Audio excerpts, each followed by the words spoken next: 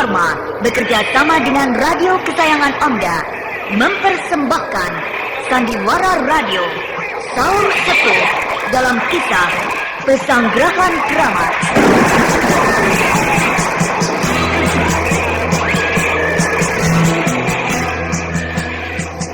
Disajikan oleh Entrostop, obat sakit perut terlengkap khasiat rangkap.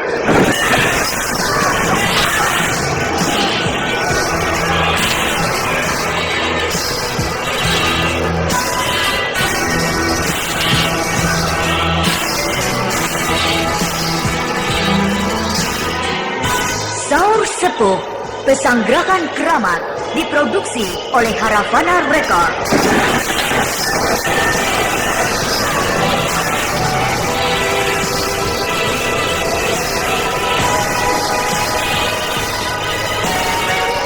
Naskah karya Niki Kosasi dengan sutradara Indra Mahendra.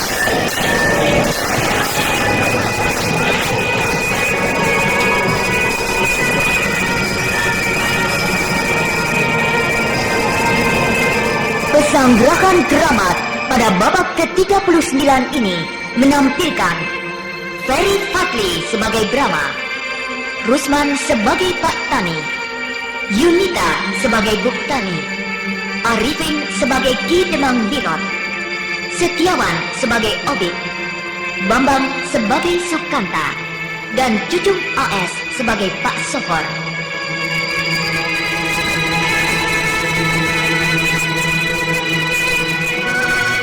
Inilah Pesanggrahan Keramat babak ke-39.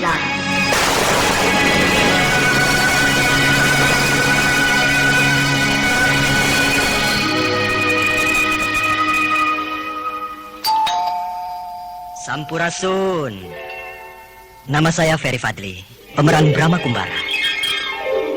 Kalau tiba-tiba terserang diare, disentri, buang-buang air, saya selalu minum Entrostop. Sebab saya telah membuktikan khasiat Entrostop.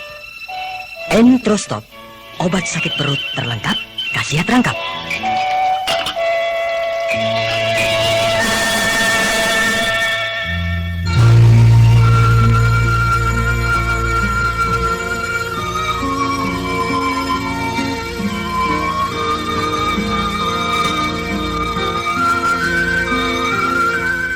Pada babak terdahulu diceritakan, Ki Demang Birot yang pemarah dan tidak kenal takut itu agak sedikit menahan diri ketika mendengar penjelasan Sukanta mengenai Satria atau Brahma Kumbara.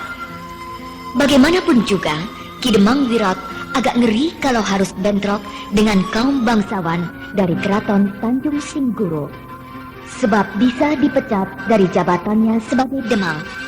Tetapi di balik itu, perkelahian di antara kalangan bangsawan dalam perkara perebutan perempuan adalah hal yang sering terjadi. Maka dari itu, Ki Demang Birot menjadi berani untuk menghadapi Satria yang diperkirakan seorang putra pangeran dari keraton kerajaan Tanjung Singguro. Maka berangkatlah Ki Demang Birot disertai oleh 3 orang kepercayaannya yang sama dikjaya, yaitu Sukanta, Darba, dan Ronga menuju ke desa Gadong untuk membuat perhitungan dengan Brahma yang memakai nama Satria.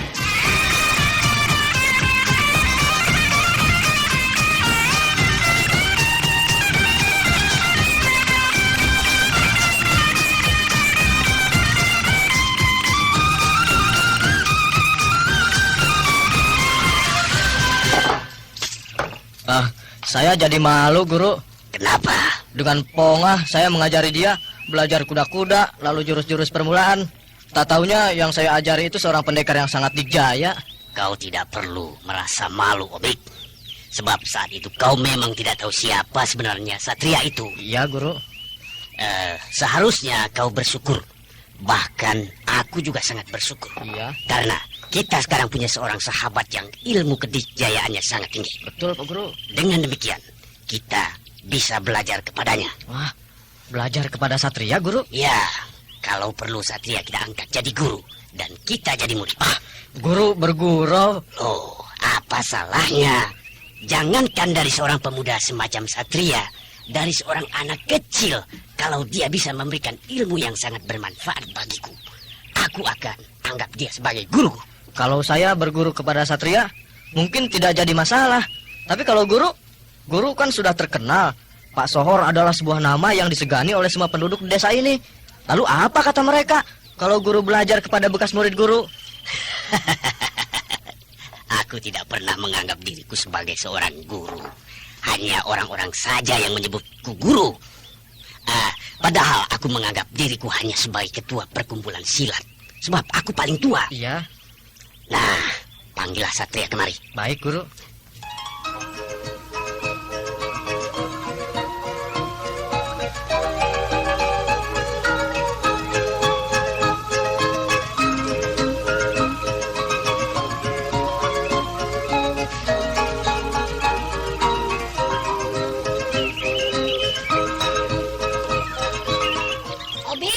Bu Marsan,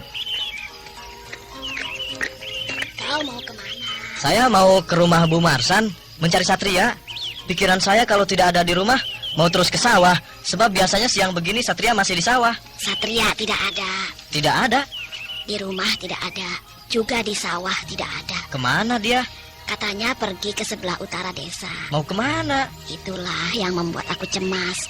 Satria itu mau kemana? Bapak menyusul ke sana. Bapak? Pak Marsan, suami ibu? Iya, Perginya kapan? belum lama. Mungkin. Mungkin. Begini, Bik. Tadi pagi, waktu Bapak mau ke sawah, Satria bilang tidak ikut ke sawah. Mau membetulkan pagar rumah. Dia memang sedang membelah-belah bambu untuk dibuat pagar. Terus tadi, aku ke sawah seperti biasa mengantarkan makanan untuk Bapak. Ketika sedang makan, lewat si Maksum. Si Maksum anaknya Mangkulut? Iya. Dia bilang melihat Satria sedang berjalan sendirian ke arah utara. Karena kami takut kalau ada apa-apa, secepatnya aku suruh Bapak menyusul Satria. Apa dia mau pulang ya? Pulang kemana? Ke rumahnya yang di kota? Tidak mungkin. Satria anak yang baik. Kalau mau pergi kemana saja selalu bilang dulu. Mau ke warung Biici saja bilang. Apalagi mau pulang, tentu pamitan dulu kepadaku dan kepada Bapak. Iya ya. Lagi pula dia pergi ketika ibu tidak di rumah, sedang ke sawah. Itulah aku jadi cemas, Obi. Ya, baiklah Bu. Saya akan menyusulnya ke utara desa. Iya, kalau ketemu suruh cepat pulang ya. Aku ketakutan begitu. Ya, baik Bu.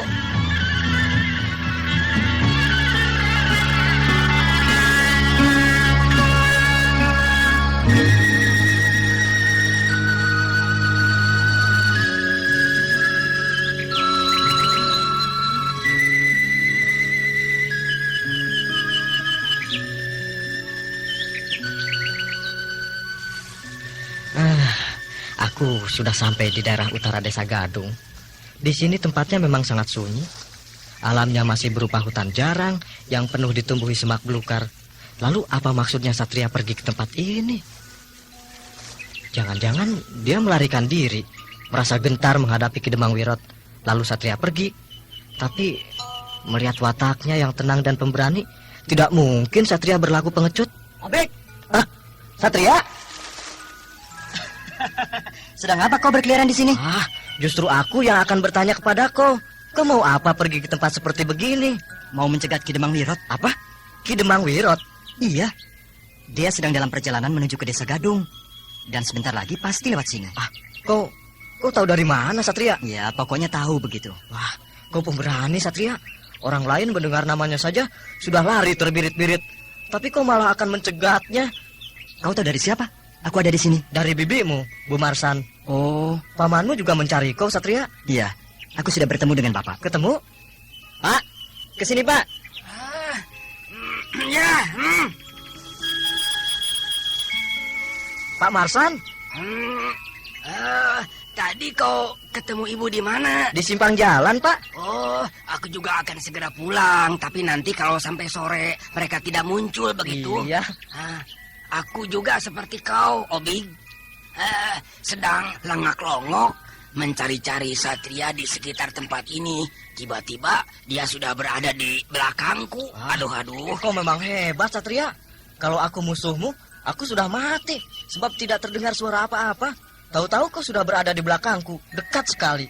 Tapi nanti kalau aku bentrok dengan Ki Demang Wirot, kau menonton saja dari jauh. Tentu saja. Aku akan menonton sambil bersembunyi.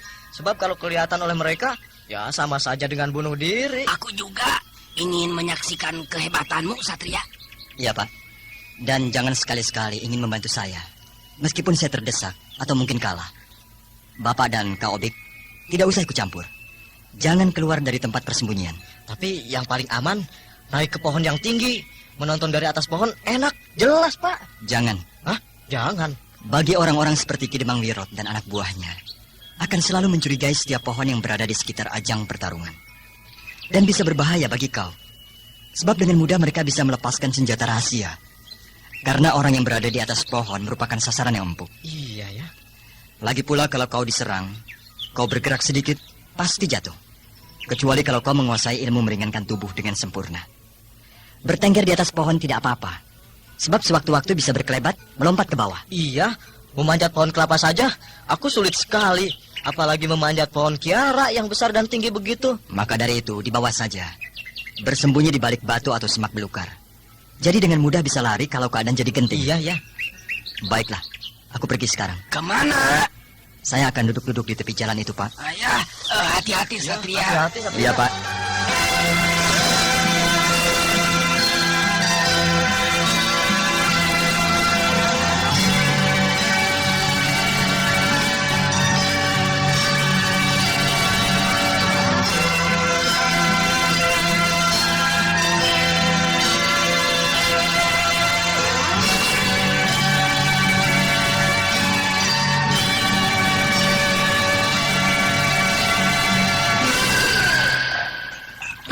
Itu Marwan nggak sembuh-sembuh mencretnya. Obat yang kau beli kemarin bukan pil stop thread yang biasanya itu. Nih, lihat. Oh iya ya, salah ya Bu ya. Aku nggak periksa sih kemarin Bu. Baiklah, aku beli lagi sekarang. Pak, beli pil stop thread ya. Jangan salah. Nih, Pak. Bukan, itu tuh yang itu. Yang ini. Bukan itu yang itu. Ini. Itu tuh. Kayak pingpong aja. Ini, itu. Yang betul ini. Entrostop. Entrostop, pil stop thread. Pil stop thread, entrostop. Pil stop thread alias entrostop. Dengan dua khasiat. Nomor 1, sembuhkan mencret. Nomor 2, segarkan badan. Kalau mules, diare, disentri, buang-buang air. Ingat, stop dengan entrostop. Nah, ini yang benar, Pak. Pil stop thread hanya entrostop. Iya, pokoknya ingat stop, ingat entrostop. Seret.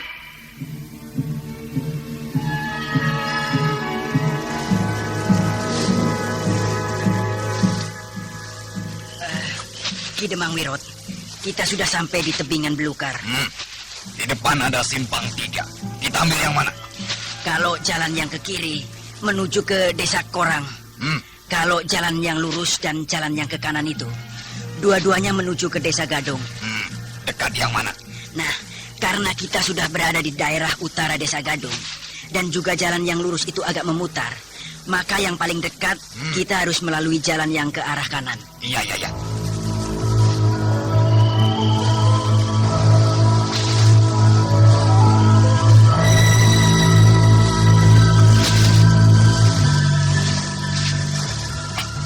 Ada orang rupanya. Iya, aku sudah lihat dari tadi. Seseorang berkerudung sarung duduk di tepi jalan simpang 3. Sedang apa orang itu? Tengah hari begini berkerudung sarung dan duduk di tepi jalan. Apa dia pengemis? Sarungnya kumal dan jelek. Mungkin dia pengemis.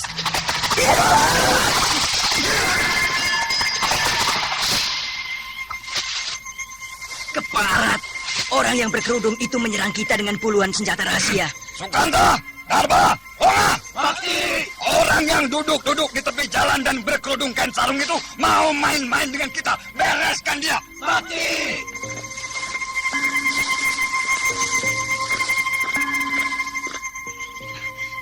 Hai, cacing busuk. cari penyakit ya? Kau tidak tahu kami 4 orang jawara dari Kademangan Nangkarak. Kau menyerang kami dengan puluhan senjata rahasia. Pertunjukan murahan. Sekali tebas, puluhan senjata rahasia kau rontok. Wajah balat, sikat!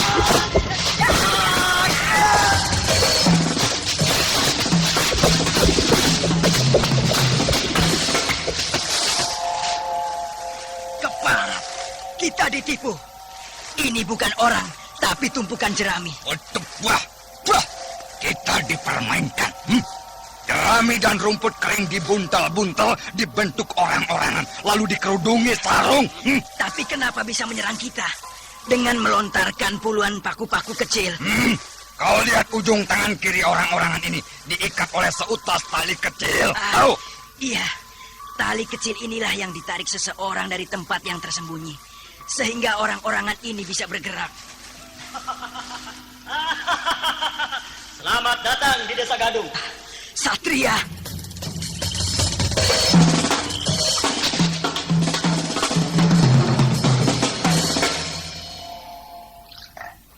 Pak, itu Marwan gak sembuh-sembuh mencretnya.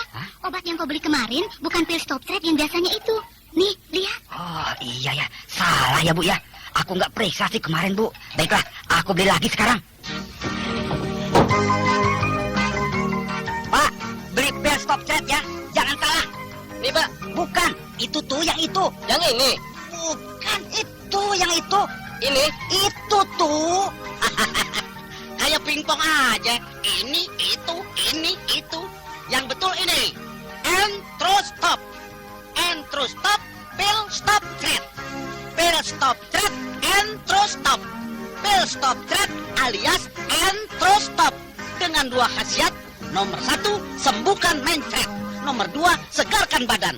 Kalau mules, diare, disentri, buang-buang air. Ingat, stop dengan entrostop. Nah, ini yang benar, Pak. Pil stop thread hanya entrostop. Iya, pokoknya ingat stop, ingat entrostop. Sehat.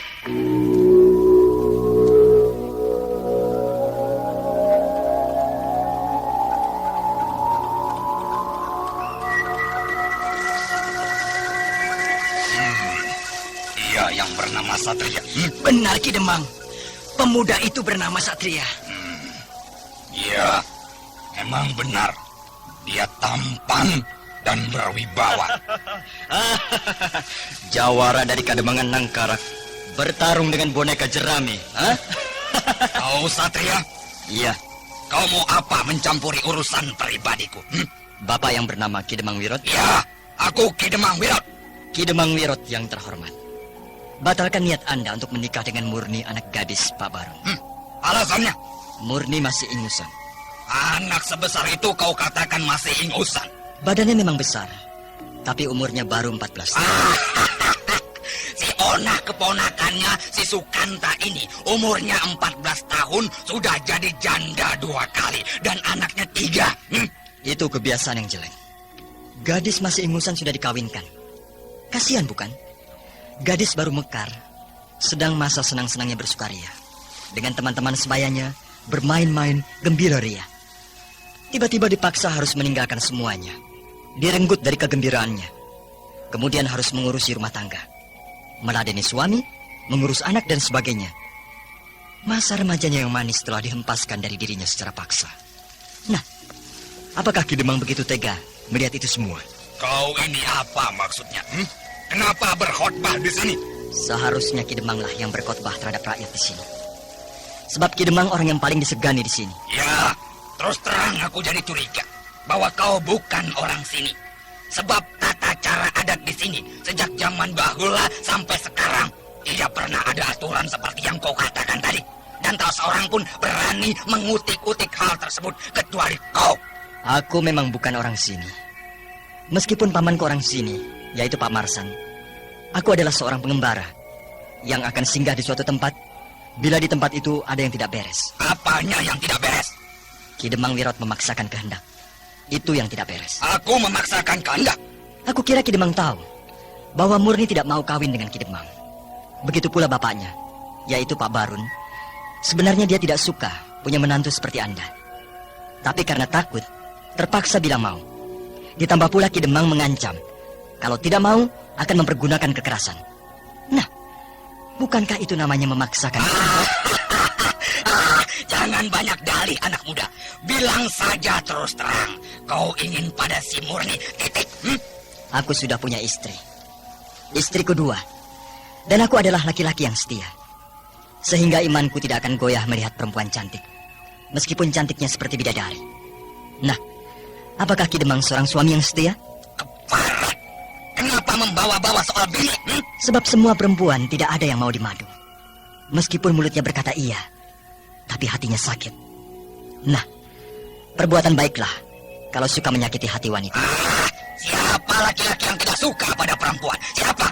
Tentu saja, aku juga suka kepada perempuan. Tapi suka itu ada batasnya.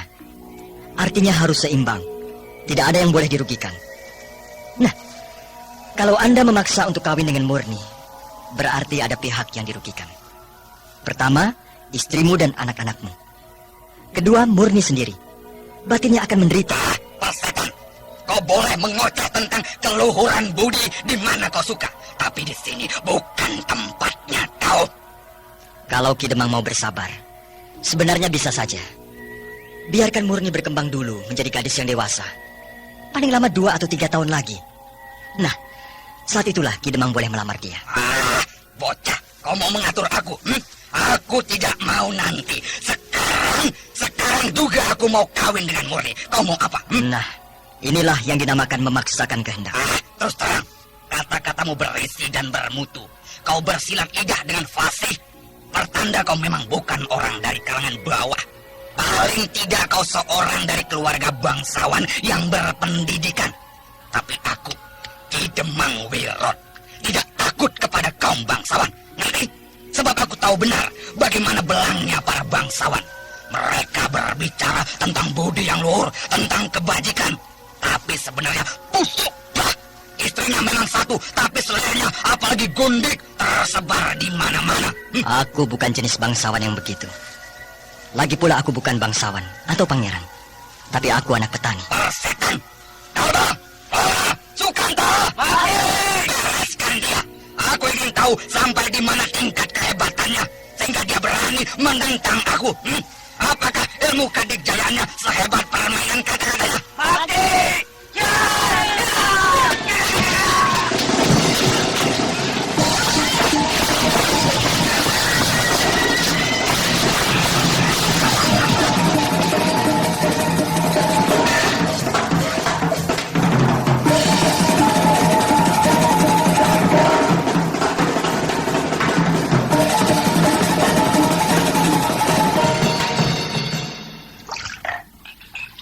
Itu Marwan nggak sembuh-sembuh mencretnya. Obat yang kau beli kemarin bukan pil stop thread yang biasanya itu. Nih, lihat. Oh iya ya, salah ya Bu ya. Aku nggak periksa sih kemarin Bu. Baiklah, aku beli lagi sekarang.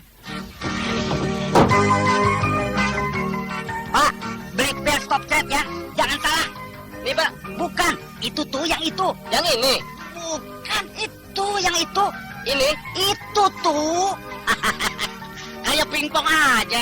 Ini, itu. Yang betul ini. Entrostop. Entrostop, pil stop thread. Pil stop thread, entrostop. Pil stop thread alias entrostop. Dengan 2 khasiat. Nomor 1, sembuhkan mencret. Nomor 2, segarkan badan. Kalau mules, diare, disentri, buang-buang air. Ingat, stop dengan entrostop. Nah, ini yang benar, Pak. Pil stop thread hanya entrostop. Iya, pokoknya ingat stop, ingat entrostop.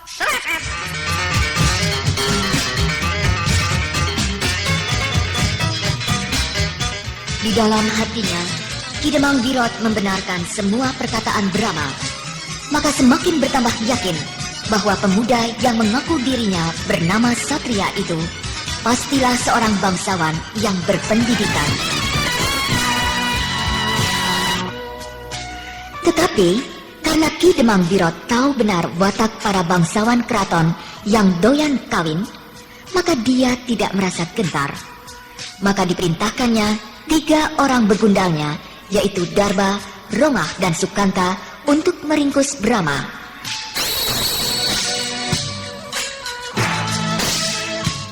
Bagaimanakah kesudahan dari perkelahian itu? Nah, pendengar yang budiman, marilah kita ikuti lanjutan serial Sandiwara Radio ini yang dipersembahkan oleh Entrostop, obat sakit perut terlengkap, khasiat rangkap.